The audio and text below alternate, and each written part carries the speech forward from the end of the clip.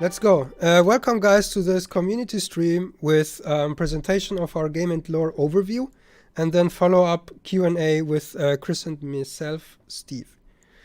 I would say, yeah, you ask questions in the Q&A. That's gonna begin after I finish doing this. Okay, so I would say let's begin. You can see on the stream.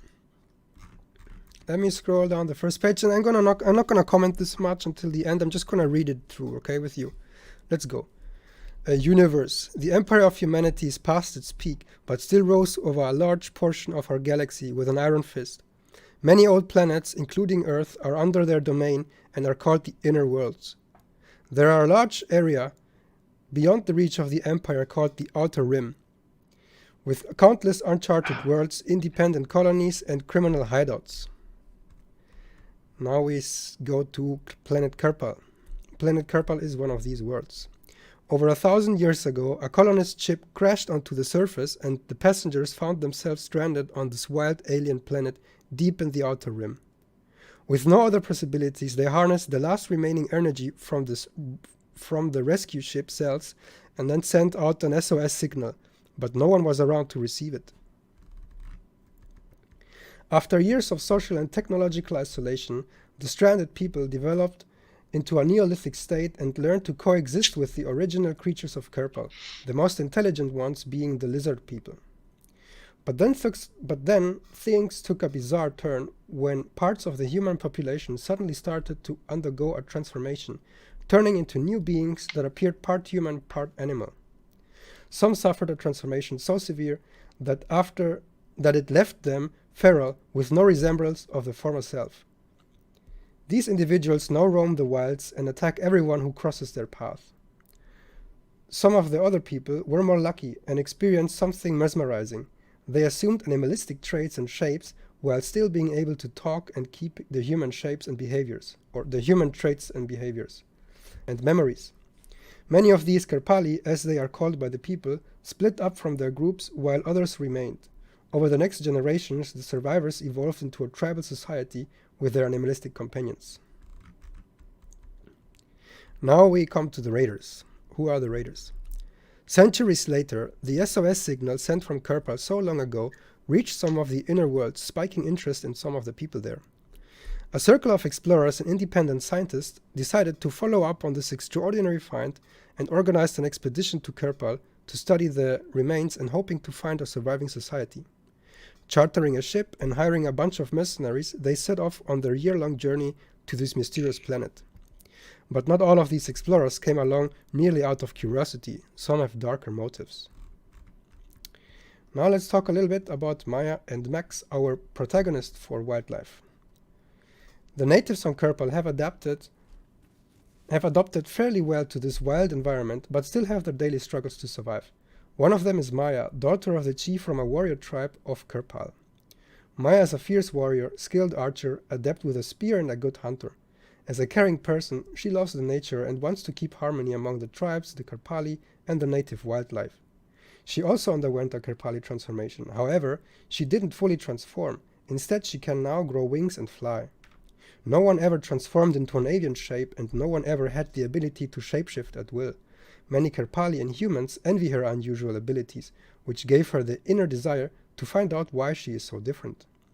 The journey to unravel her mystery is interrupted when strange new humans arrive from the skies. Maya must now discover who these people are and what intentions they have.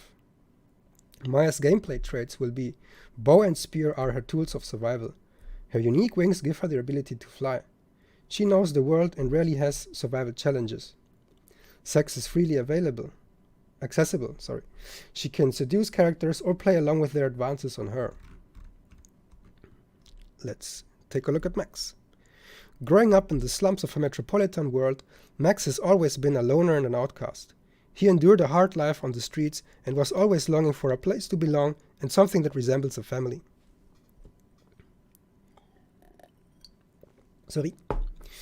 One day he meets a group of mercenaries called the Wildfire Gang, a group of space raiders for hire. He joins them in hopes forgetting of the hellhole he had to call home. It is as if all his dreams come true when he finds himself a member of this wild and diverse group of adventurers. Max doesn't know what to expect when he learns that the Wildfire Gang has been hired as a part of an expedition to the world in an outer rim called Kerpal. He has never left his home city, let alone the planet he was born on, so going on a journey all the way out into the outer rim is a trip of a lifetime. And so he looks out into space from his window on the ship to Kerpal, excited about what wonders will expect him in this mysterious world. Max gameplay traits. He uses firearms to defend himself. A grappling hook helps him to overcome larger heights. As a new arrival, he has a lot of survival challenges and a lot to learn. To get laid, he needs to hit the right spots with his flirty advances. What are the stories and goals of Wildlife? Wildlife starts with the new arrival of the raiders and scientists on Kerpal, disturbing the peace on the planet. Maya wants to go investigate their intentions while Max is excited to explore this new land. Soon Maya and Max meet each other. Their wildly different cultures clash at first, but they find common ground and come closer. Uncover the mystery of Kerpal and find out why Maya is so different from the other Kerpali. Expose the dark intentions of the intruders and defeat the ones behind them. Experience the sexual desires of Maya and Max through various intimate encounters with a diverse cast of characters. Now we can look at the game world. Welcome to the lands of Kerpal, an untouched planet in the outer rim. The game world is about 25 square kilometers or 10 square miles in size. The landscape consists of several different base biomes: jungle, grasslands, desert, and canyon. The game has day and night cycles with different weather types on Kerpal: clear sky, overcast, rainy, thunderstorm, and sandstorm.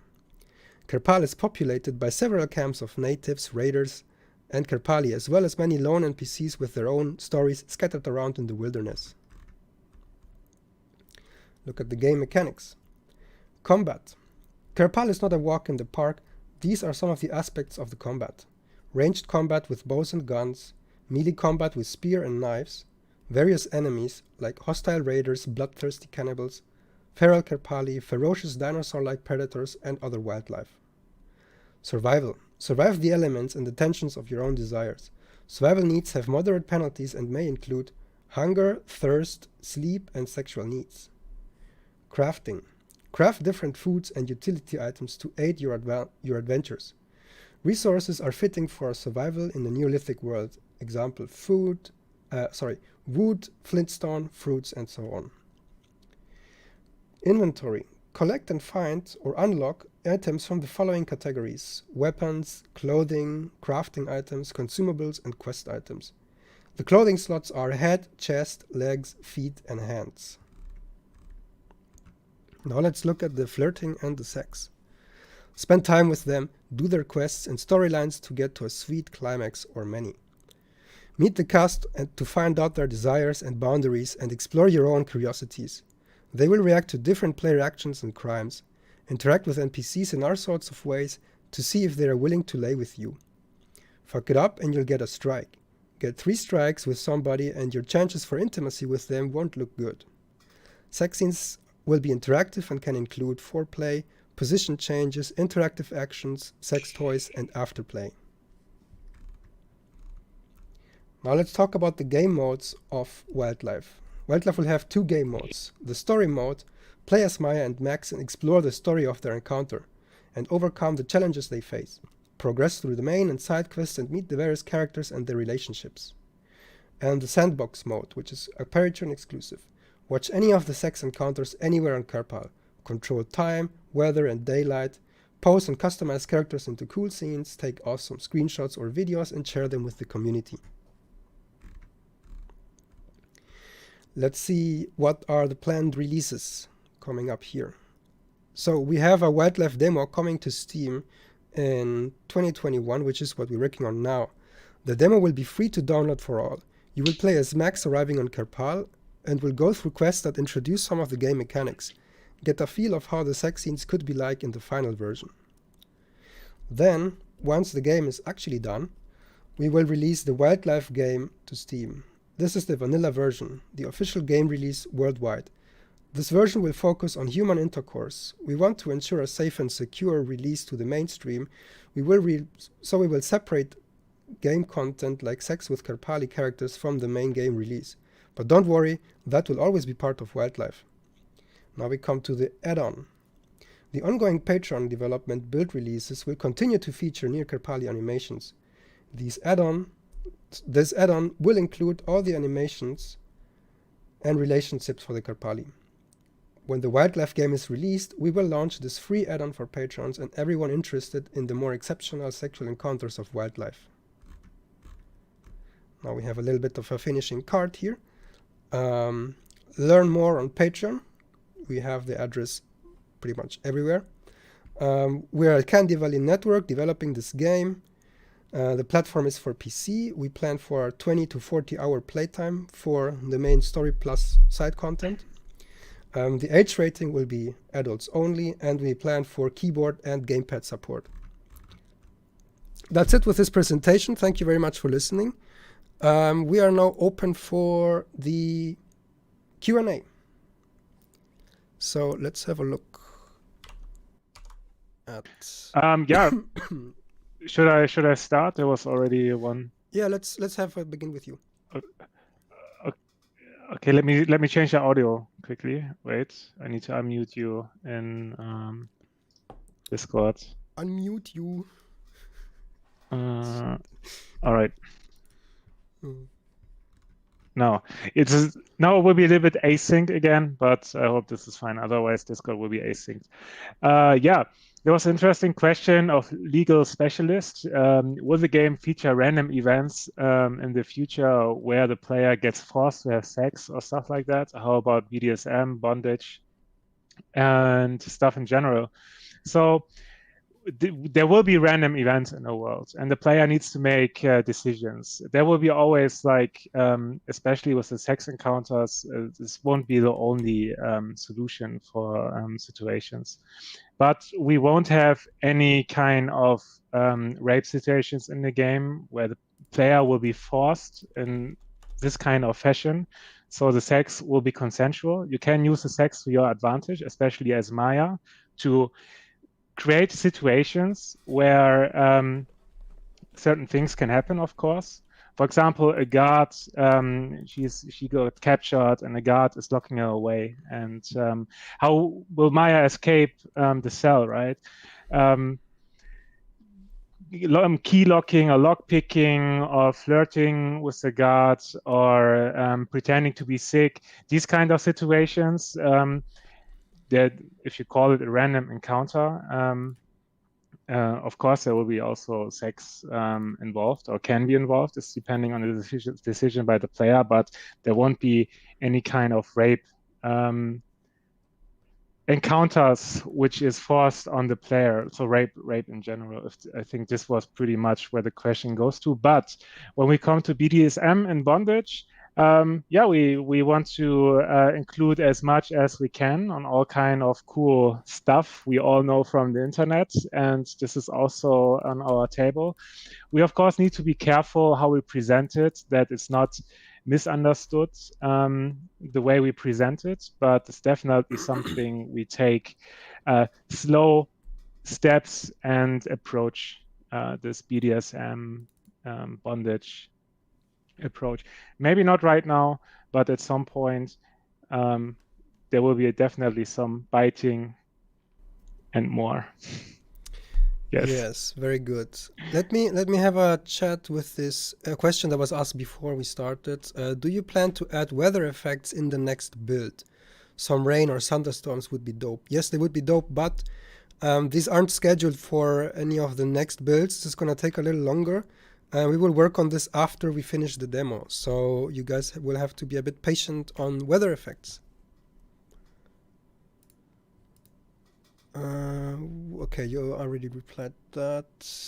I can also answer quickly we gon' get to explore that ship.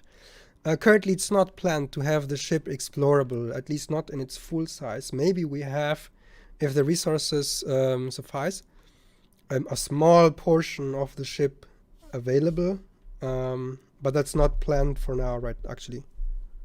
All right.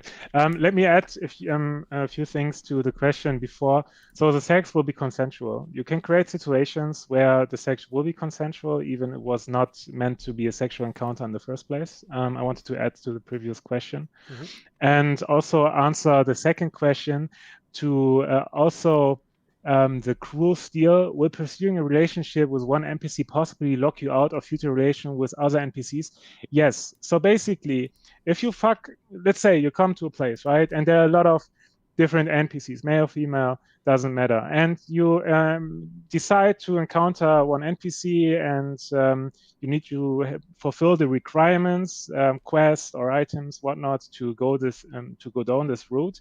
This can have an impact on other characters witnessing it, or story-wise, the character will tell them. So it will have an impact on what decisions you make in the game, and which character you interact and what kind will be, of course, a decision. Games are in general always decision making.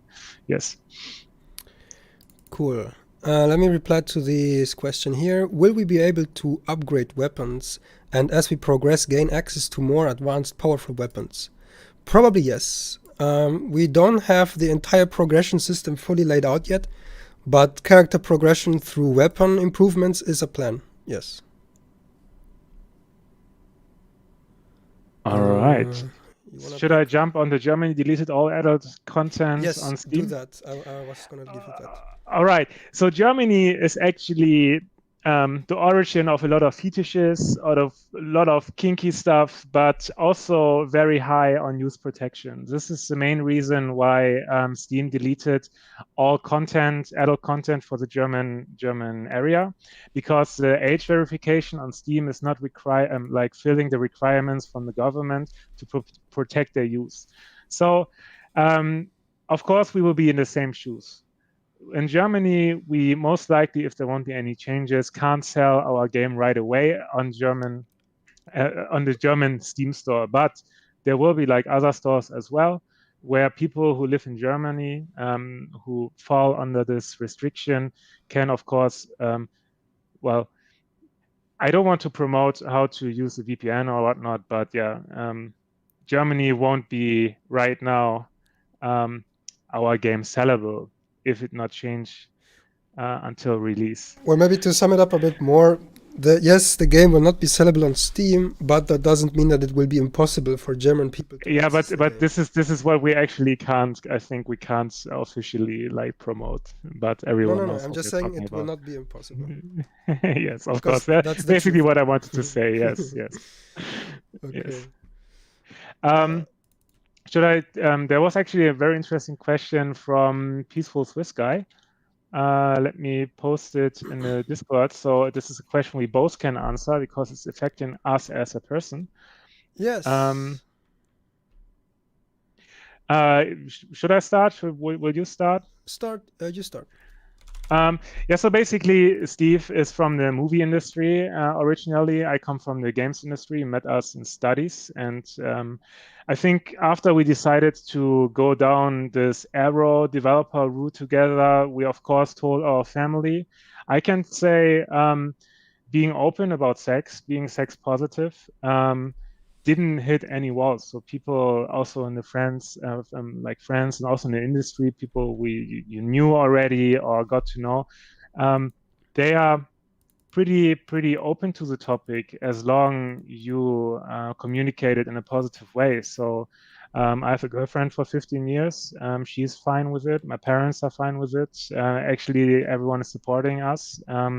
So I don't feel any backlash at all. Even we have been working in this kind of field now for 4 years. Actually, for 4 years now. Yes. So we didn't start Wildlife 4 years ago. We prepared everything until Steve finally came up with a good idea, which was Wildlife. Yes. Yeah. So for me, it's very similar, actually. My family is completely supportive. I could say a lot more about this, but maybe in another time. So my mom really likes what I'm doing. My dad initially was a bit skeptical, but then he saw the success of our company and was like, hey, this must be cool. You guys are doing great. Thanks for that. Yeah, and all of our friends, they're really fascinated by what we do. No, I haven't received any like negative anti-sex, ooh, you're a pervert kind of reaction from any of my close circle. Mhm. Yeah. Maybe let me pick this next question. So, are they still born in human form and then transform, or are they born in animal form? This is a question about the Karpali.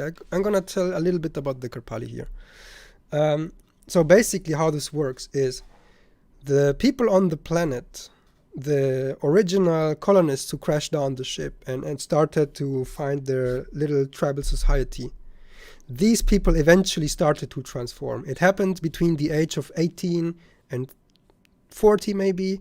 Nobody in the old age was ever seen to transform, and nobody, a kid, was seen to transform. This happened in the adolescence, maybe in the early adulthood, let's say. When they transform, they are in pain for a couple of hours, maybe days. The transformation goes rather quick, a couple of hours, maybe a couple of days, and then it's done. And it's irreversible. Once you're transformed, you are that creature. You're not able to transform back. That's where Maya is quite a specialty, because she didn't fully transform and she has the ability to move around those shapes. But anyway, so now we have a bunch of different Karpali. The tribals associate this transformation with the spirit animal. That's what they started to interpret into this transformation process. And they said, oh, you will, if you transform and you have a strong spirit animal, you will transform into your spirit animal. That's a reasoning they used to explain why we're seeing so many different types of Karpali here. We have some that look a bit like bulls, like wolves, like lions, like rhinos, and so on and so forth. When it comes to being born, humans and humans will always create human childs. Now, if a Karpali and a human, they will be infertile. But if a Karpali has something with another Karpali that is of a similar breed, like say a lion and a tiger, those will be able to have offspring, and it will look pretty similar. And that's why there is also a second and third and so on gen Karpali.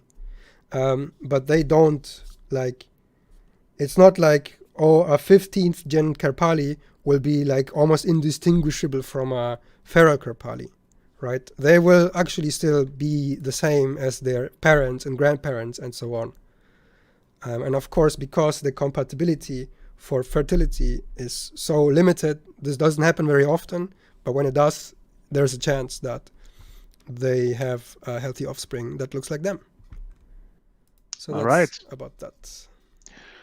There's a question, will there be a male starting character to be added in the game in the beginning of the game, and will there be more playable characters you can possess in the game? So the game feature, so the first release of Wildlife, right? Like the vanilla version, the Gold Master. The Gold Master will feature two heroes. It's either Max or Maya. These will be the main protagonists of the game. Once we created the first game, also the document Steve shown before is referring to the first game. So two protagonists, two heroes. Afterwards, there might be a DLC featuring Karpali as the main character, so it will be a different storyline, a different perspective of how the game went down, where maybe it will be a prequel or a sequel told in the DLC. But for now, we focus on Max and Maya. And yes. Cool. Let's pick up the questions a bit more from top, so we don't have to scroll up to get the remainder. Oh, So I'm course, gonna pick up this top one that's still unanswered. Are the lizard men the only sentient species from Kerpal? Yes. The lizard men are to Kerpal what the Neanderthals were to Earth, where primates started to walk on two legs, get opposable thumbs, and do stuff that other animals were not able to do, but they became instantly the apex species and remained it. This is what happens in Kerpal too, but in reptile. And the lizard men are like the Neanderthals, or maybe a bit more than that, to the Kerpal. It is like what happens if we had a a clever society, but we didn't have the dinosaur extinction. That's it. All right. So, okay. So let me go for the first one. Or up. I remember that you told us once you cannot include non-sexual content because of Patreon. So it's not only because of Patreon. We want to make this game as our first game for the company. We want to be on a lot of stores as possible. So there is just certain content we have to be very, very careful with. And also moral-wise, which is hard to justify. So for now, not only for now, so rape and children, these are like the two things we won't do with wildlife. Yes. Cool. That's it. The big no-nos. Yes, these are the big no-nos. It came up a lot of times before as well. I just wanted to point it out especially, so there won't be any miscommunication. There is no rape and no children in the game, and will not be in the game. Exactly. Let me answer this next one here up top. Will Maya have any limiting factors on how much sex you have, or will she gain a bonus if she doesn't have sex? Now, the last part sounds a bit counterintuitive. We would probably not make that, because that would be going a bit counter the game design. We are an adult game with sex positive content. It would be strange if we give you bonuses for not living that content, not consuming that content. So that's definitely a no. Will she have limiting factors for how much sex you have? We don't know exactly about that yet. That's still to be designed. And I guess that's going to be a lot of balancing. What feels interesting, what feels too intrusive. Maybe the player wants all the freedom he has. And if he manages to find interesting sex encounters in the game, he shouldn't then be limited by some separate system that dictates some other thing, right? Because the sex encounters need to be special and interesting to achieve in themselves. So there probably won't be like secondary limiting factors to how much or how little you can do. All right. Maybe let me pick up the next one really quick. Will Yeah, the go for showroom be included in the sandbox mode? Yes. The showroom will be included in the sandbox mode, and it will also most likely be improved upon and given more features over time. So we have a really nice, something like a studio system for people. Maybe they can move lights and create things I don't know. We will see about that, but it's definitely gonna stay, and probably even more feature rich than it already is. That's it. All right. May I ask the one I posted at the bottom? It should be like the current one. Yeah. So yeah, Steve and I studied like back then when we were still young and fresh. Now we are old and old. And yeah, basically we started like doing kinky animations, and then we were like, oh man, let's create games. And it was always Steve's dream to also visualize wildlife, as he was working on like this desert kind of setting for quite some time. And then we started in 2016, and we're like trying a little bit of different things out. Not started with wildlife right away, but we prepared like the Unreal tech. We got like the base ready, and at some point, Steve, yeah, created the first batch of wildlife, so to speak. So the initial vision and also the Patreon. There's, I think, a few things Steve can tell how he came up with the idea. So basically, the company Creating Adults was back in studies, and at some point, Steve had the genius idea, which I'm pretty glad he had it, to create wildlife, and maybe he has some words to tell about this as well. But yeah, we wanted to create nice kinky content very early on. Hell yeah, man. Maybe I can just say a few sentences for how this can be. Like we had been working on stuff for a while. We wanted to work together, um, and one day I was still in London. I had this insane dream, and in the dream Maya appeared, and she also had the wings. And I don't remember the entire details of the dream. I have some, but it's not those are not important. Anyway, so I woke up from this dream and I was fascinated. I was like, wow, this is cool stuff. Let me make this in 3D. So I started to model Maya. Then eventually I came to the wings. I wanted to have like cool wing rigs. At the time I was working, I think, on the Jungle Book at MPC, and I was being responsible for creating some bird rigs and dealing with feather and stuff like that. So I had a little bit of interest to do that from a technical point of view. So I created this character with her wings, and I found her quite interesting. And then we started to play around putting her in the engine. I started to prototype a little flight system for that, and it felt kind of cool. We started to get more ideas for what would this be if it was a game, and then the ball basically started rolling from there. And now here's where we are with complete vision and a product in the making.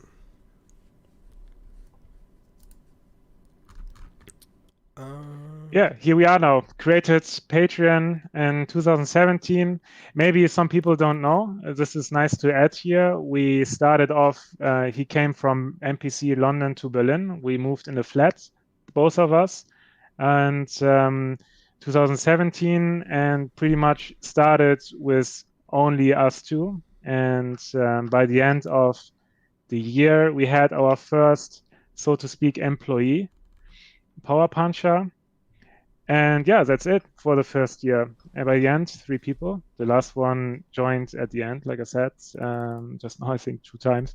And then 2018, a few more people joined. And 2019 was the first year where we had a real production team sitting in the office. By, I think, 2019, we had like 10 people. Now we are 18 in the new office, which is not our living room. So everything prior to October 2019 was basically our apartment, where I was sleeping on the floor for half a year because we needed space for one more room. It was pretty rock and roll, and it's great memories, and also pretty great where we ended up now. It's one of those typical mom's garage yes, entrepreneur stories we have here. With a little bit more kink than my other companies, I guess. Yeah. Yes. Let me reply this question here real quickly. It's a bit more. Will this be multiplayer? No, we do not plan for a multiplayer game for Wildlife. We may do multiplayer as a game, but that would be an entirely different project setup, right? So because when you make a multiplayer, the entire design and the code structure and everything needs to be set up to be multiplayer from the ground. This hasn't happened. We didn't have that vision, so it's not part of our vision now. It's also, sorry. I just wanted to say it's also important to realize we already have quite a big vision, dream, scope, so to speak, and it's already pretty hard to create all the features. It's like you have to imagine like a watch, like all the gears need to fit into each other, like the system with quests, routines, and whatnot. This is what we're working on right now a lot. There's not yet too much to be seen in game, but this will follow soon. So this year will be pretty interesting, especially in terms of gameplay. But multiplayer would be just like taking all this, boom, on top of it. So we want to create Wildlife, make a good game, which is at least fun, which is good to have a game which is fun. But make a fun game, which we will be able to pull off. Of course, we will need to make our learning. Sometimes we find out like, oh, we have to redo this or whatnot, but it's pretty natural for game development. And then maybe at some point, game 2 or 3, maybe multiplayer. But yeah, let's focus on what we want to do right now. Yeah. Let me answer this one. This should be quick. Do you have any plans to add tribal marks for face and body for humans? Yes, as part of our planned customization system, we want to give options for that. Tribal marks, war paint, tattoos, piercings, all of that stuff will be available in some form as a customization. I go for it. Okay, let me pick the. Let me pick this one here. Do Kerpali have any kind of social structure based on carnivores versus herbivores? No, they don't, because they don't come from this primal origin of being a predator or a herbivore. They were all humans before, so they still have this sense of a unified culture and a unified being. They don't instantly they don't get these urges to be a carnivore or a herbivore. They just eat what they get, and carnivores get to hunt a bit and eat some meat. The herbivores, maybe they don't eat that much meat, but they used to eat it as they were human, so they probably didn't stop eating that sort of stuff. The only thing that's a bit of a difference here is the feral Kerpali, which happens as a transformation chance. They can become completely feral and completely inhumane.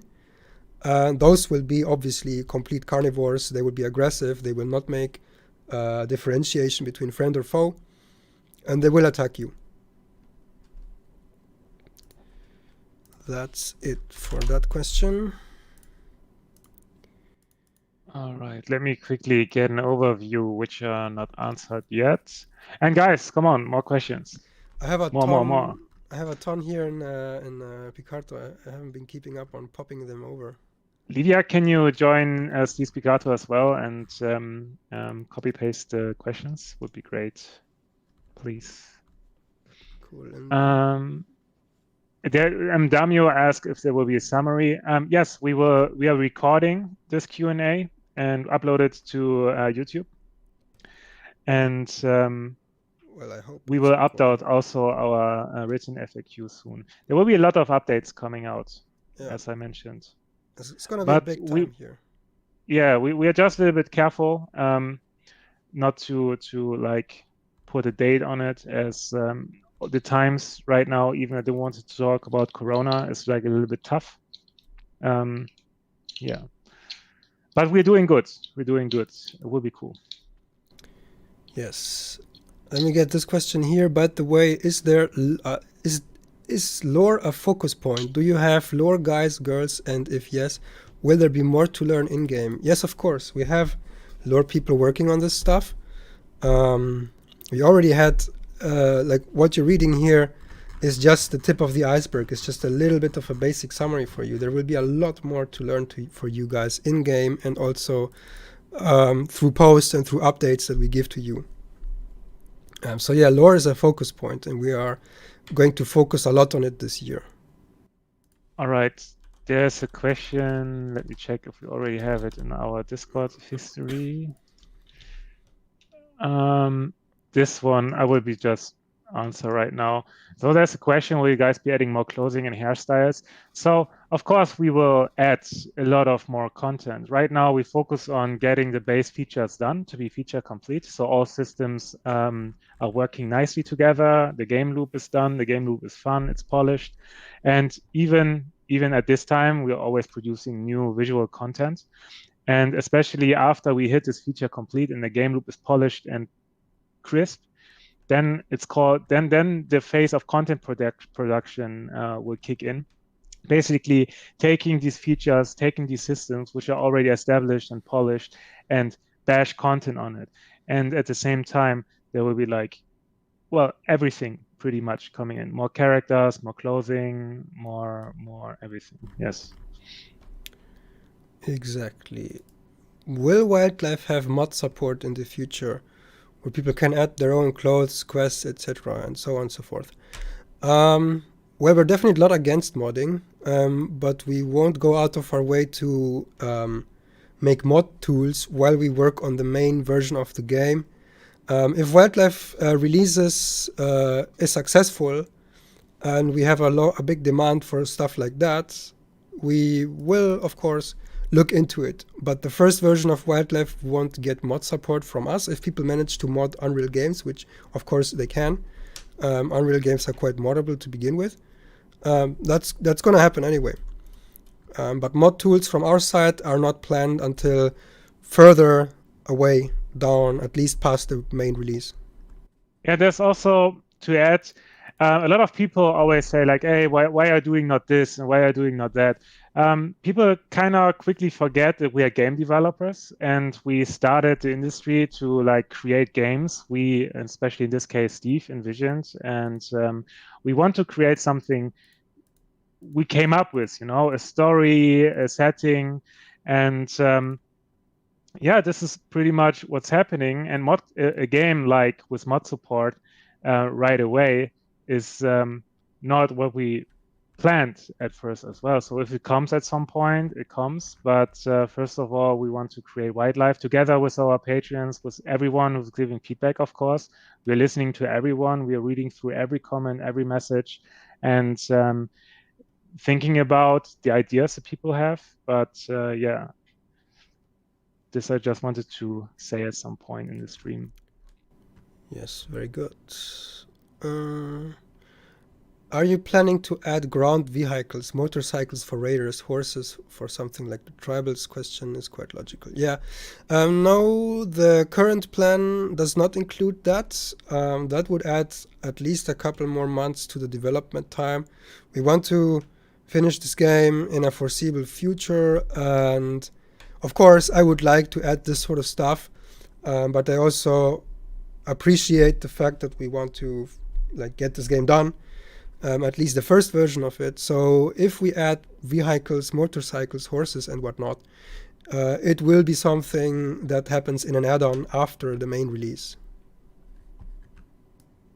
Yes.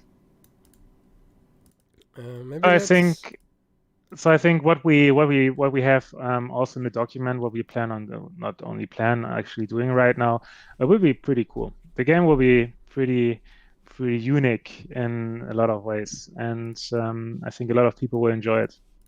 Yeah, us as well, of course. Of course. Let me pick this question up. This goes a bit to both of us. I'm going to answer mine and give a bit of your stuff. So, of course, what was your first game, or is this your first project? For me, personally, this is my first serious game. I come from the movie industry. I've worked on probably around 30 movies. I never made a game before, but Chris is from the games industry, so he has a couple of projects on his shoulders. So I think the most interesting, my first game actually, especially from our student project back then, it was Hero Defense. It's like it's on Xbox and Steam. It's like a tower defense game where you have like towers are heroes. It's a little bit feels like League of Legends, at least the way you move the towers. So yeah, it's a tower defense game. Was initially planned to be mobile and then ended up on PC and Xbox and not on mobile, for fun fact. And this was done like, oh man, it's long ago, 7 years now, 6, 7, when we released it. Yes, this was the first game. Cool. I want to answer this one here. This has been posted just now, and I find it quite funny. By the way, guys, can you consult other companies on how to do their flying? You guys are way ahead in terms of feeling of flight. No, this is one of the really unique selling points of our game, is our awesome flight that our coders and animators have been putting together. And this is not something that we would give away like lightly, right?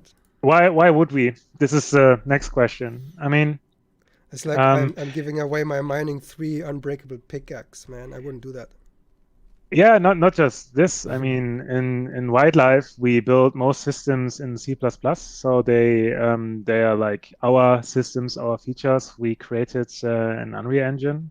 We're not using a lot of content done by others, and we want to keep it that way, that it's unique and not used by others. And once we give it out, it's not unique anymore, right? So yeah. Maybe you want to answer this one. Do you have a vision to expand the company to AAA levels over time? Well, it's not. I mean, we come from a games industry. We started to create a company, right? Creating games. Of course, it's a dream to have something going on as not Activision. I mean, it's pretty hard to say an example to find because the big companies run by suits and money sharks at this point. So let me put it like this: I want to create games with a lot of people who enjoy creating games in a way we can be on par in terms of content and quality with what Activision and EA is doing, but not like they are doing it. Also, a reason why Wildlife will be a premium game and not free to play or freemium.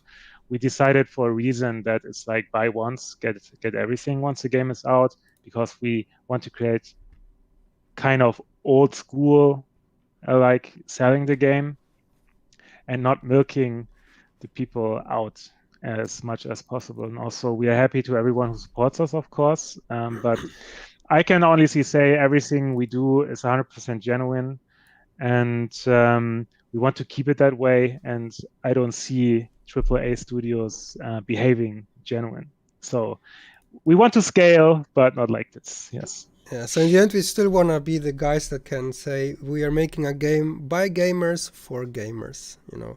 Yes, exactly. Okay, let me answer this one. Will there be any Karpali among the raiders, or are they purely tribal?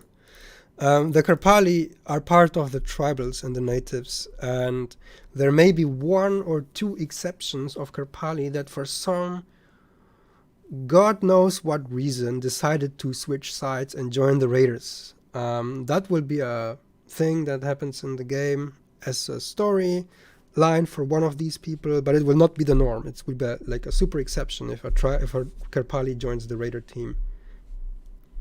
Yeah, I just wanted to put that out there. Let me go for the little boy's room really quick. You can pick up more questions while I'm gone.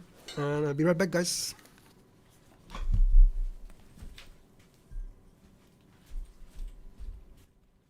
All right. Once Steve is gone, we can start with really interesting questions. Anyone wants to know something personal about Steve? You have around 5 minutes now to ask. This will be cut out from the recordings, of course. No? No questions? All right. Chance passed, I guess. If I like Steve, yeah, of course. I mean, otherwise I wouldn't have created this company with him, right? My favorite character in-game, I think it's Kim and Frank. Frank, I really like because he's like very different from the stereotypical hero guy. He's like an old guy with scars and bruises and a little bit, yeah, old and run down. This is which I find pretty cool. And Kim, she is like the more crazy maniac kind of approach, which is also pretty cool. I for example, enjoy Jinx the most in League of Legends. It's my favorite character, together with Mundo, if you played League of Legends. Maybe you see a reason why, I don't know if there are some parallels, but yes. Just for the Pikachu people, I was just asked what my favorite character is, so you have the context. No, it's actually not the money. We didn't start it out to create a project which we make the most cash with. like I said, if we wanted to make just most money, we would have gone the free-to-play freemium kind of road. Maybe we would have been ending up creating mod supports. So our biggest goal is like create a team or have a team where we can pay their paychecks and everyone have at least a decent living creating cool games. And this with as much cool people as possible. And if we can keep this up, would be great.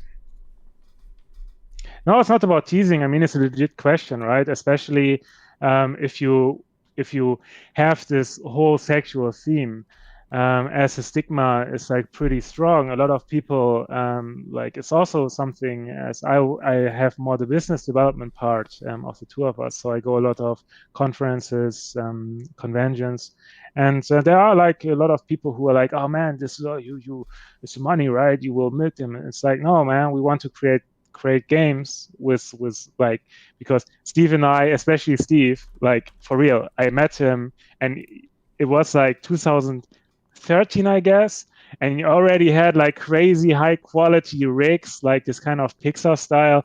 It was just insane, and he completely hooked me with his work he already had. I was like, man, this is fucking great, super fun. Let's do something.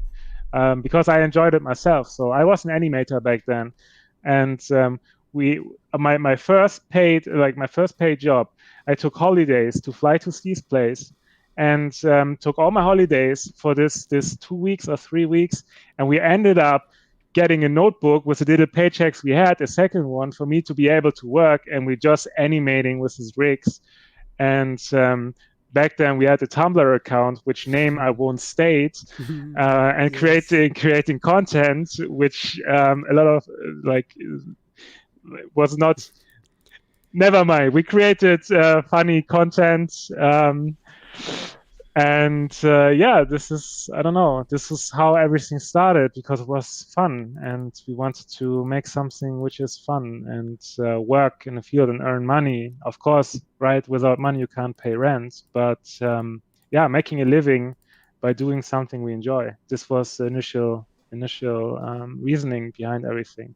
And then with the Patreon growing, we could find people who think alike, and now we're actually creating a decent game, which is tough. Like I said, here and there we have to redo things and not always doing the right decisions right away. So there's a lot of learning involved, also as a team and company, but it's going forward, which is pretty nice and fun and stressy, very stressy.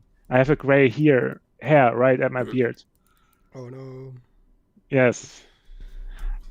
Damn. Right, let me check out this question. How many ranged weapon variations are you implementing, and how essential is it in combat? We're looking. I can't answer how many variations we'll have. That'll depend on our resources, on the balancing, on how much feels right.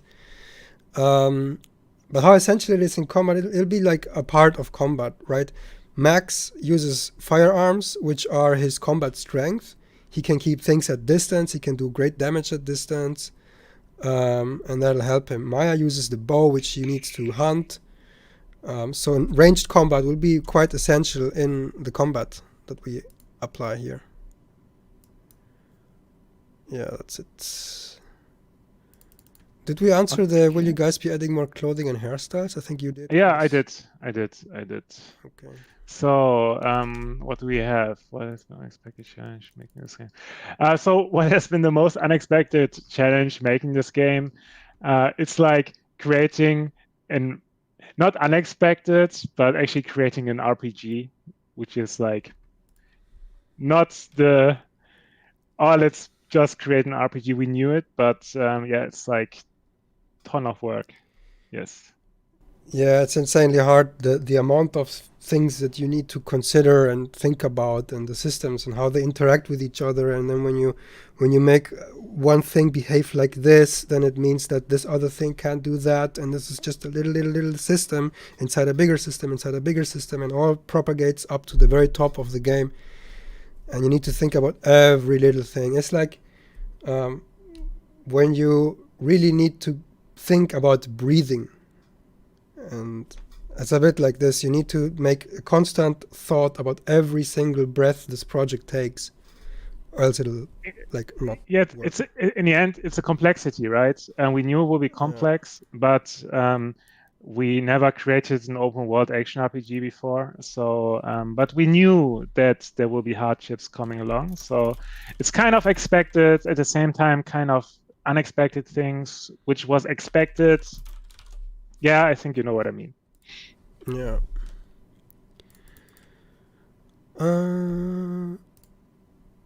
This question has been popped in twice. Will there be ruins or signs of ancient civilizations? Yes, there will be. And the ones we have in mind right now are the rotting and rusting wrecks from the crashed colony ship from 1,000 years ago. It crashed and left parts of its hull over the entire landmass of Kerpal. And these things you can find and explore, and also maybe get some clues about your past in there.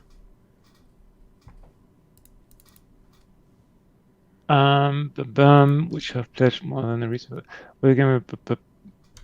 Yeah, so for will the game be released via the Patreon for supporters which have pledged more than the retail price alongside the Steam release, in brackets regarding the nuts of the $1 on Steam, or will it only be a product key?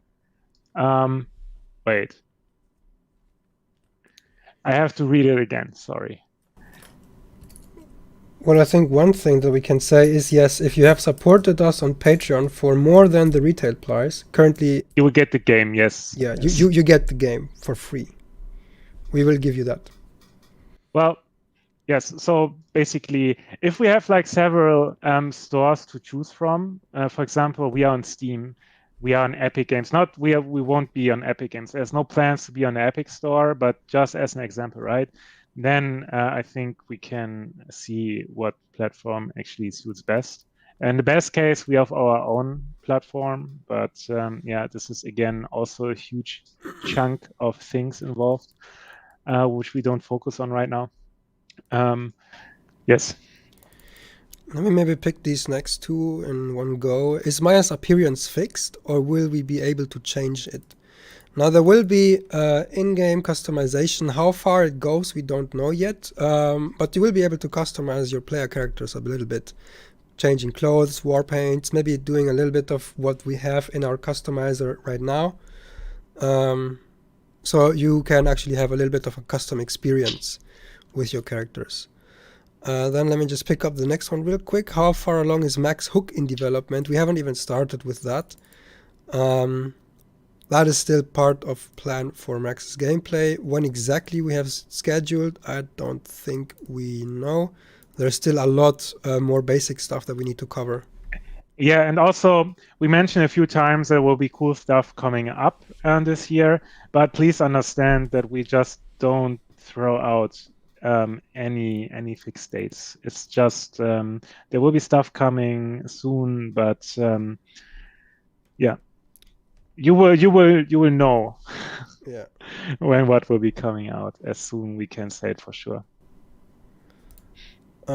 Maybe I can answer this next one right away too. Do you have any plans for having some of the running animations for the Karpali to transition to running on all fours? We don't know. We may try that. If it looks kind of cool, we might keep it. Definitely the feral Karpali will be having all four run animation. If the human Karpali do that, we will see. Maybe the ones that fit that sort of stuff. Maybe like the cheetah girl starts to run really fast and then she runs on all fours. I don't know. We will see about that. It's something we have tried and it didn't look too bad, so we'll see. So where are we question-wise right now? The next one is if you guys could elaborate on the separation between human and Karpali sexual content, both in how it will be done and in terms of the factors that are leading to do so. I think this is a perfect question for you, Chris. Yeah, so again, let me read it through again that I don't misunderstand anything. So can you mark it just now or just send it to me? Just for you guys to know, we have a huge list of questions. There's also, like I said, Picato running, and I popped it in our private chat. Yeah.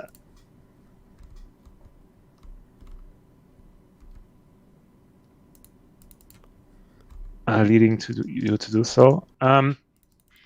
Well, I just can. I'm actually not sure if I understand this question in the right way. So from what Is I it understand, meant to be like the what we shown in the document, like the separation of yeah, I the think add-on and the director's cut? I think he wants a bit more elaboration on that. Why we did go with separating Karpali and human content. Okay, yeah, it's pretty easy. So the kinkier we go, right, the harder will be to hit the mainstream. Mainstream is also a word which you please don't misunderstand. Like I said before, we want to have our first game a success, that we can create even more bigger and more diverse and crazier games. And what we want to do is we want to make sure everyone gets what they want. So we came up with, can you go to the slide again, please, Steve? Yes. Because I'm streaming your stream with document open. So there will be the wildlife game, the vanilla version, which will be like more mainstream approach. So it won't, what differentiates it to like the Steve's Director's Cut is like, it will be less focused on sexual Karpali encounters. And the Steve's Director's Cut will be like pull right on what this means. So we can sell the game also in countries where Fiori is forbidden completely. I think most people are aware that especially Fiori/bestiality is a huge nay-nay in a lot of countries. Even sex games in general are also a huge nay-nay in a lot of countries. For example, China, one of the biggest markets out there, there's like no way we can sell our game there. Of course, not speaking about the furry content there. So we want to make sure we can create more games in the future, and also giving everyone on Patreon what they want. This is pretty much the reasoning how we do it, because Patreon is giving us the possibilities to create all this, and this is still a focus. As you notice, we were still creating Karpali characters and animations, so it's not cut off, not at all. But with the I thought I tapped. I was like, what the fuck? But for the mainstream release, the vanilla version, we will have a more soft. It's not soft. It's still pretty hardcore and kinky. But yeah, more mainstream approach. I don't like the word mainstream. It's like the word normal. It's like what is normal? What is mainstream? Yes. But you guys I think you guys understand what I mean. Yeah. Yeah, let's hope they do. Let me pick up these next questions. They should be easy and quick. Will there be hidden caves outside the village with content? Yes, the demo might have already a hidden cave, and we plan for more hidden caves in the final game. Will you add new things for the Karpali, such as clothes, hair, and more? Yes, over the course of time, we will always be adding content to the humans and Karpali alike. So it's just a question of time and resources. Then will it update automatically, or do I have to physically download the update from Patreon? How will I add the update? I think you're talking about the add-on.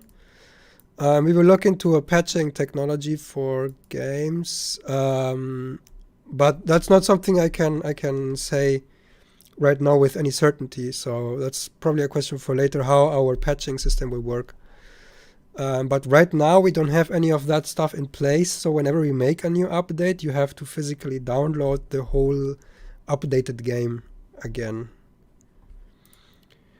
Let me just take this one as well. Customizable genitals for the sex animations.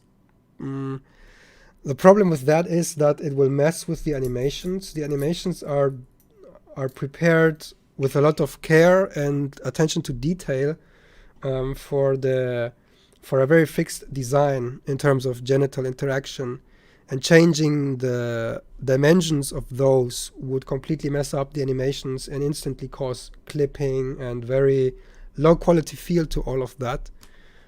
So right now we are sacrificing that sort of flexibility for our higher quality in animations.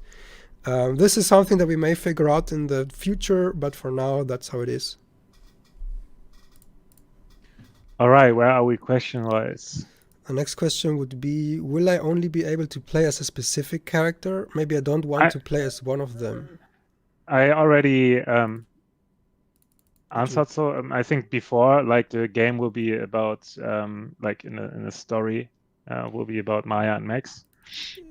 Yeah, so you basically play both of them. Currently, the plan is to have the game story split into acts, and each act will be played by one of the two characters. Like Maya has her act 1, then Max gets his act 1, or maybe it's 8 acts and Maya gets act 1, Max gets act 2, and so forth. And it will be, basically we plan to do it like that, a little bit of GTA 5 level of how the protagonists complete the quests until the whole story reaches a point where you need to switch to another NPC, to another player character to move on with the story, so that we can advance basically the story like that. We're making it ourselves a little bit easier here than how GTA is doing it by splitting it into fixed acts.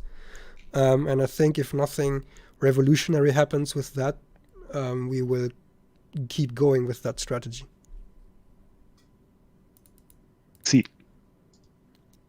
The next question would be, will it be possible to change the language at some point? You can probably answer that too.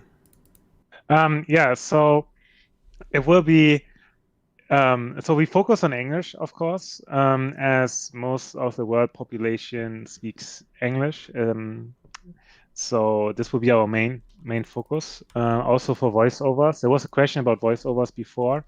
Of course, we will have voiceovers, at least for the main storyline, Max Maya. They will have voiceovers, and maybe we will add Japanese as well.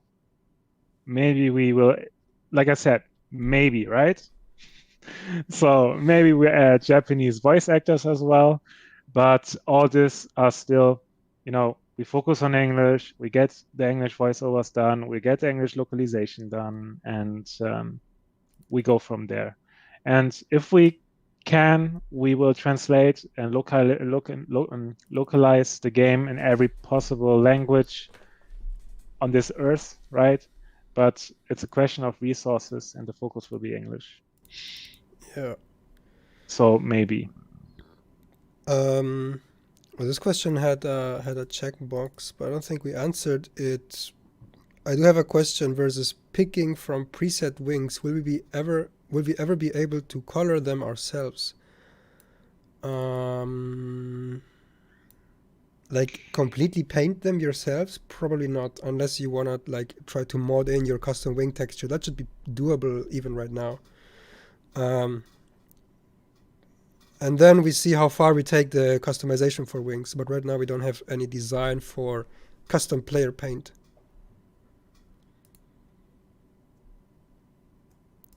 Yes.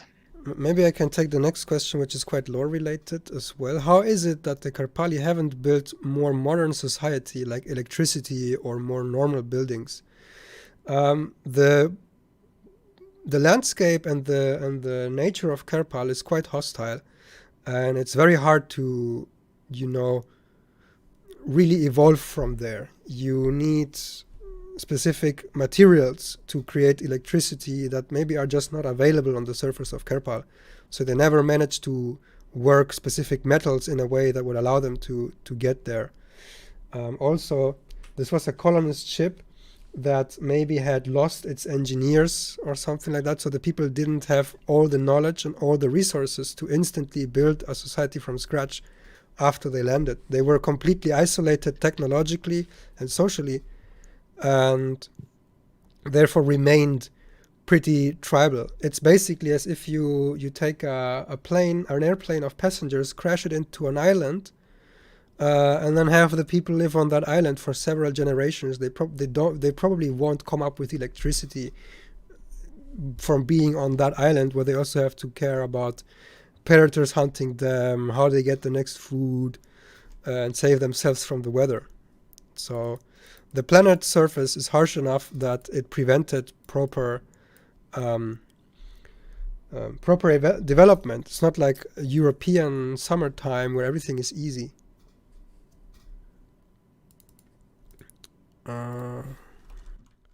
Yeah, the next two questions I would take. It's no, this will be fucking weather system. I think you answered it already, or I no? can answer. Will Fog be part of the weather system? Yes, it will be.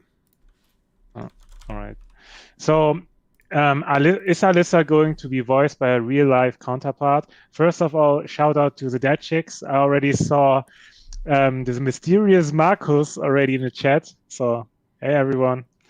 And yeah, Alyssa will be voiceovering herself, not in the demo because this is again, something on top. But for after the demo, she will be voiceovering herself in the game. So all quests she will be related will be voiceovered by her. There's also there could be Leia having appearance as well in the game. So the Dead Chicks will be complete.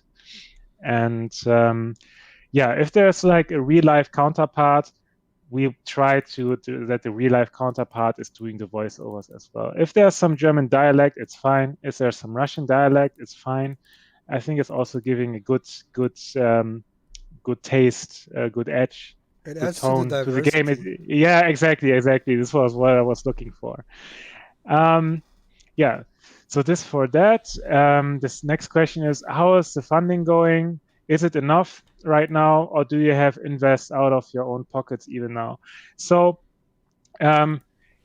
we of course did the first 2 years, especially when Patreon was like, we started with 0, right? In 2017, we already started like preparing the company in 2016.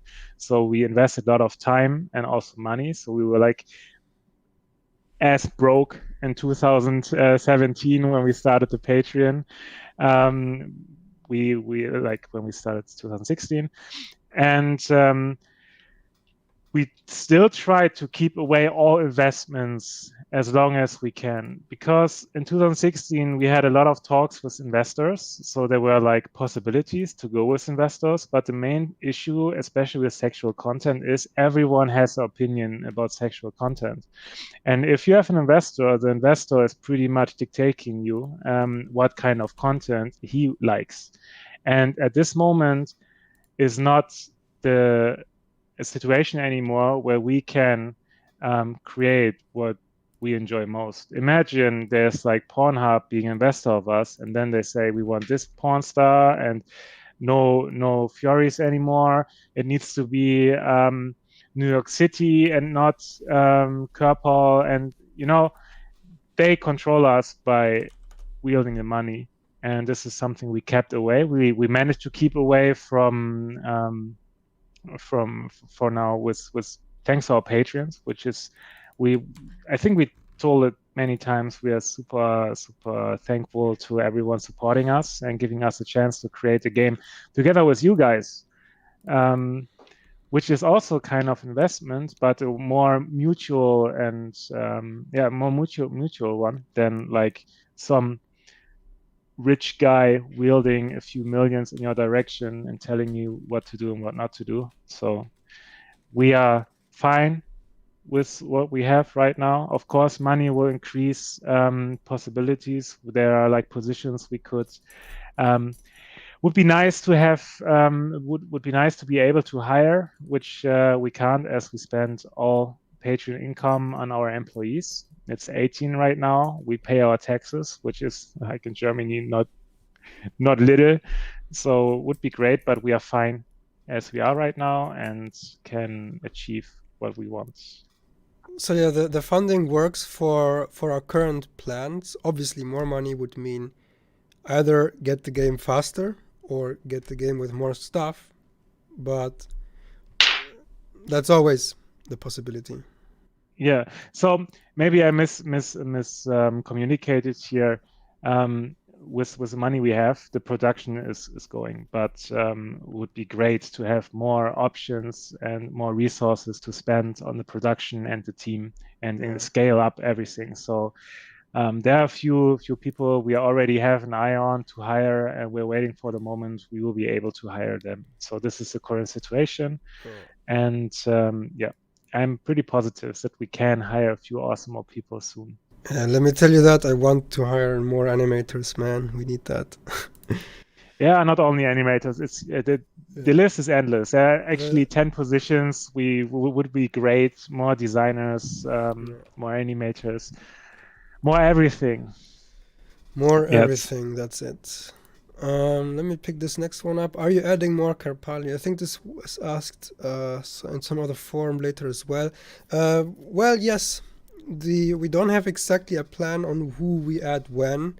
And this happens more or less spontaneously over the course of the development. But the ones we already have are not a finished list.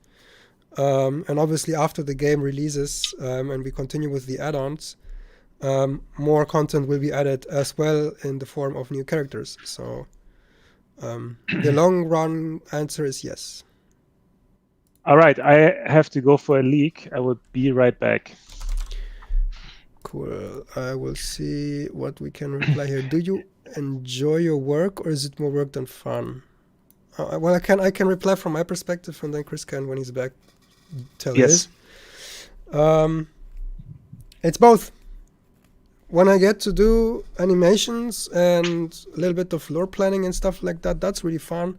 I also like meetings with our designers, because that's when I really learn about the complexity of all of this that I'm asking from our team. Sometimes it also just feels like work, but those are very, very rare occasions where I'm actually close to being burnt out. Normally it's really fun, and I like waking up every day and coming here to, do this game.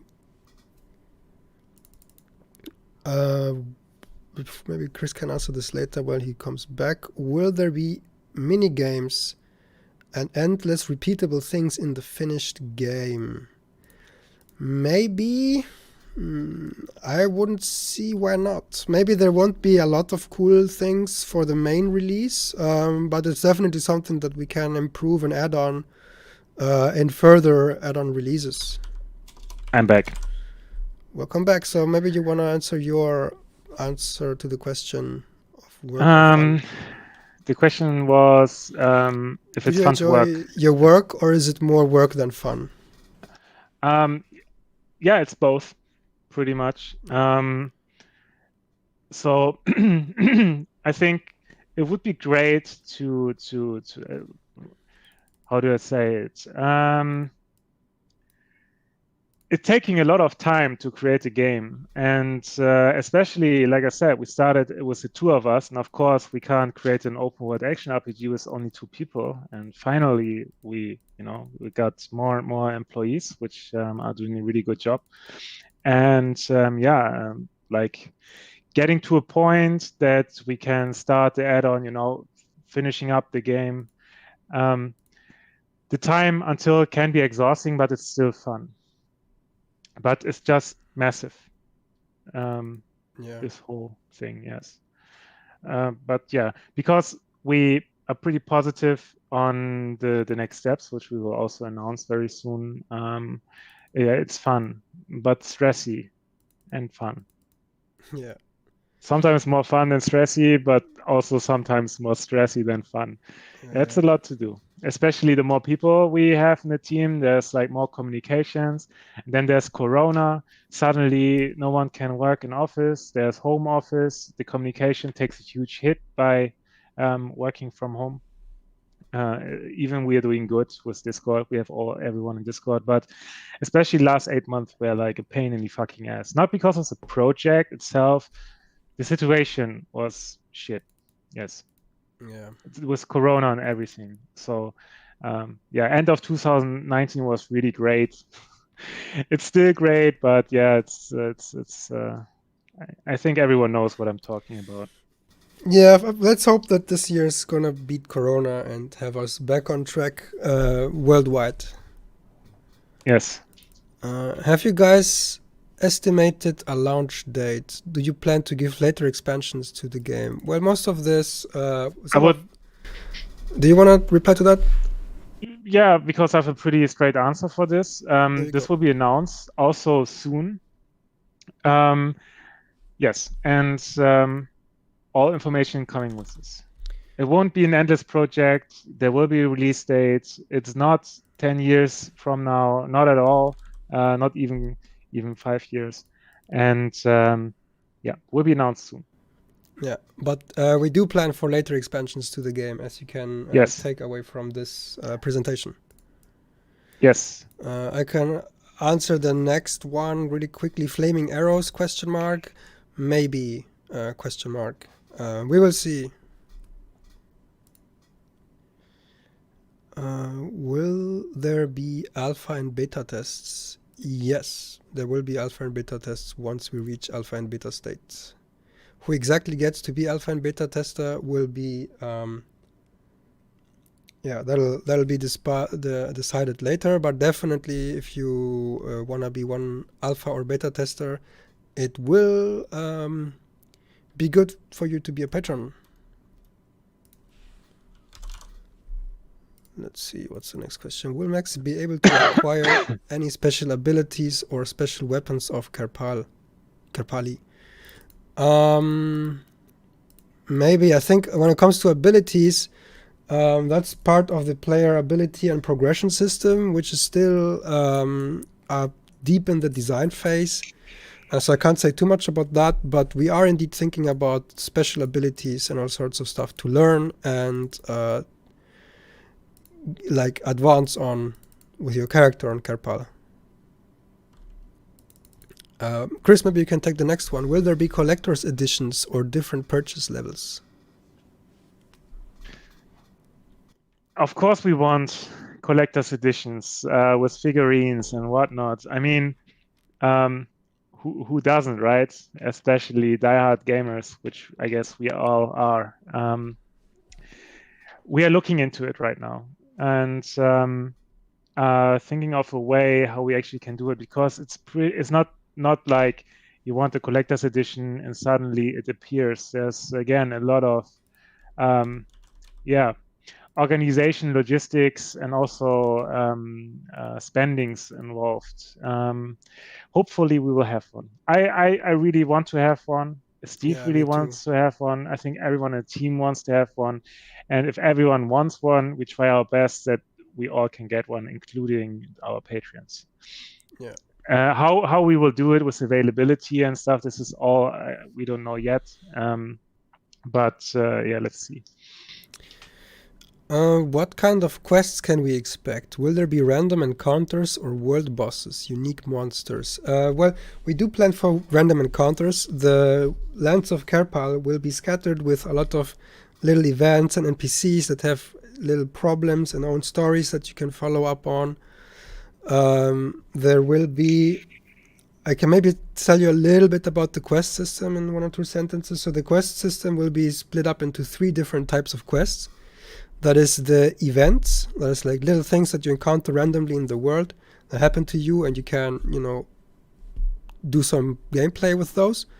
Then there will be side quests, which is basically NPCs in your town, NPCs in the wilds with problems that you can help solve. You may encounter them again. Then maybe it's not just one side quest, but a little side quest chain with an NPC. Maybe it even leads to a romance or something like that. And then the third type is the main quests. So these are the quests that make the anchor points for the story, and each quest advances you in the main story. So those are the 3 types of quests. And world bosses and unique monsters, yeah, probably some of that too. Yeah. I think that's cool stuff.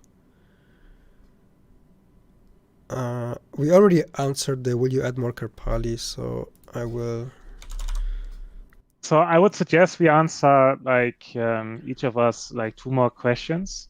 So while I'm talking, bash out more questions. We will pick 2 each, and then Steve will show some more loot things on Picato, which we can't show on Twitch, of course, unfortunately.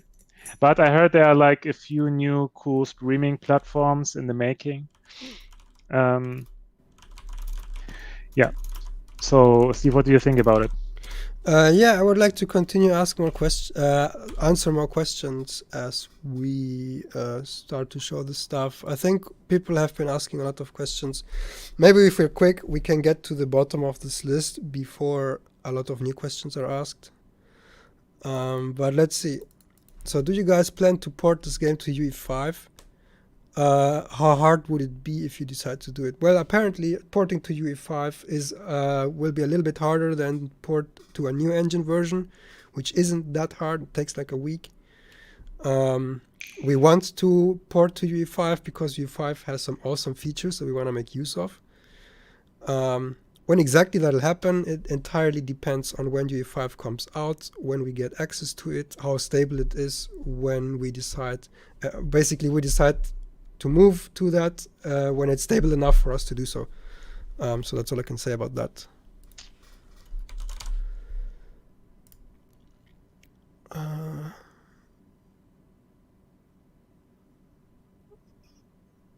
Okay, where are we?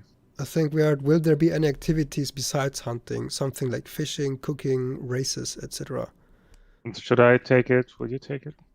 I mean, I would just take over. Try it. I mean, we're working on a demo, and this is just a demo. It's just a piece of what you guys can expect. And there will be like a lot more to do than what you see in the demo. So, yep. There will be like all kinds of fun things to do in wildlife. Yeah. The next question, basically, are you planning to implement X-ray view during sex as seen in some hentai movies? Maybe. I think I had in one of my development notes a little note to actually look into a system like this. If this is something that you can trigger in your story-based sex scenes, or if it's just something that we'll be able to do in the sandbox, we don't know yet. But we will look into it, and then in the future I can tell you a bit more about that. Yeah. The next question, does the sex interact with the story? Like, can you seduce a guard picking logs, for example? I pretty much gave exactly this example on how the sex will be implemented in a story and the choices you encounter. So yes, there are different ways to solve a problem. Can be seducing a guard instead of picking the key, or play sick. So yeah, I mean, we are a sexy game, so we have sexy solutions for not so sexy problems. That's really good. Well put. Yes. Supporting after the release of the game for future updates? Yes, guys. After we release the game, we will continue to work on the game, and supporting us will allow us to make more awesome and bigger updates. So if you want to support us to see more after the game releases, help us out, and we will continue to make content for you. Boom. So for the relationship system, it's like the people, the NPCs, as we already, I think, answered to a certain extent before, they react to who you interact in what kind of way. This means hurting someone, for example, or stealing something, or getting sexy with someone. So there is like a relation based on the routine, this for sure. And everything further we have to see, because this again is, complexity adding above, which is adding to all kind of like complexity. And yes, I hope this was like it is. Steve. Yeah, will you guys make a lore book or comics? We don't have a plan for that now, but we're open to it, right? If the lore is well received and if we have cool visuals, and making comics is something that offers, we will do it. Definitely. Yes. Will items and clothes have any effects, or will they be purely cosmetical?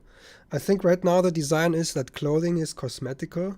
Maybe it has a base armor value, and you can spend crafting materials on it to improve it, to increase its armor value. So if you really like a tiny bikini, but it only has an armor value of like 10, but you want to wear it, but you don't want to be disadvantaged, you probably can spend crafting materials on it to up its armor value, so you don't get yourself falling behind because you want to wear sexy stuff. So that's probably gonna be a thing. Well, for the next one regarding the Patreons, was this actually a question or was it from you, Livia? How many patrons do you have, and how many people are here right now? So we have like 9,000 Patreons right now, a little bit less. And currently there are a little bit less than 200 people viewing. The majority of our Patreons are US based, and we are streaming right now in prime time for EU/Berlin. So I think, yeah, we need to see if we make the next Q&A for the prime time for US, but we will get very sleepy. Yes. Yeah. If this was the question referring to, yes. I think it was. When do you plan to make merch available for purchase, like t-shirts, posters, etc.? Do you want to take that too? Well, I think for the release, it would be great to have some kind of merch. Again, with the merch, it's there are like platforms where also streamers can have their logo printed on a shirt and people can buy it. This is something we are looking at. Producing and sending them out ourselves is, yeah, again, It's a you have logistical to, challenge. yeah, it's pretty much setting up a new company within a company to just deal with this. Yeah. So there are solutions, as I pointed out just before, where we are currently look at, yes. Because a lot of people are asking lately if there are t-shirts, and maybe you saw Steve's hoodie and mine, Candy Valley Network. So there is, yeah, the first batch prototype, so to speak. Yeah. Any chance Alamia, a snake lady with no legs will get added? Highly unlikely, at least for the foreseeable future. I don't think we will do that. Maybe in one of the add-ons later on. Again, I'm always open to any of this, but the current scope does not include one of these characters, no.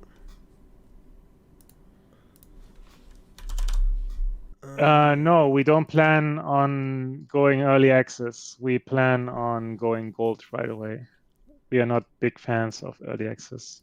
The demo will be on Steam as well. And at some point, the game will be finished. Not like Cyberpunk, what we don't want to talk about, but playable and enjoyable. And this will be our Gold Master, which comes to Steam. Yeah.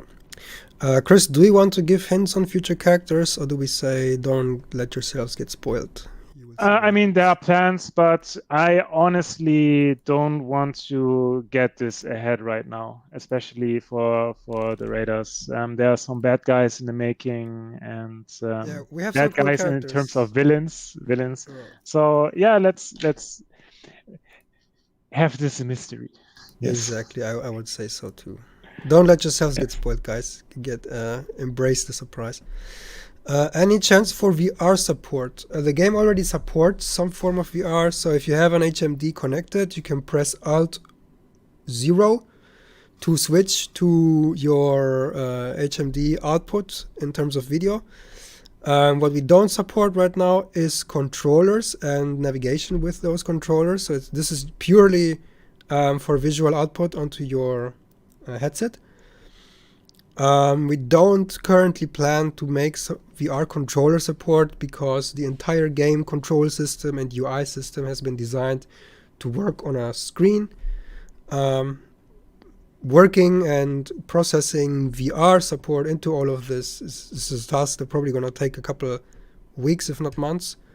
And again, we want to release the game months earlier rather than months later. So this is stuff that we will be taking care of after the main release. Any further Yes. support for the VR, at least. Will we ever get more beta trans content characters? So as pointed out before, once we hit feature complete, the game loop is done. We will be in content phase, and content phase means we create more content. And yeah, we try to make everyone happy with the content we create. Let me put it like this. So it's definitely not a no, but how much and what exactly when we can't say yet. Let me reply to this question here from our friend from Argentina. I live in Argentina. I've been a patron for like 2 years continuously, but I don't know if you are aware of the situation here. You may have I may have to stop pledging for a sporadic months that will affect my access to the game. Yes, mate, we're aware of the situation there. It's quite bad. Sadly, stopping your pledge will affect your access to the new releases, but if you have downloaded like the latest version, that is for you to play forever, even after you out pledge, without internet, no DRM. You can do whatever you want with it, except obviously to re-upload it and share it outside. But yeah, not being a patron does not stop you from playing the versions you have. It only like blocks you out of accessing new updates for the time that you aren't a patron.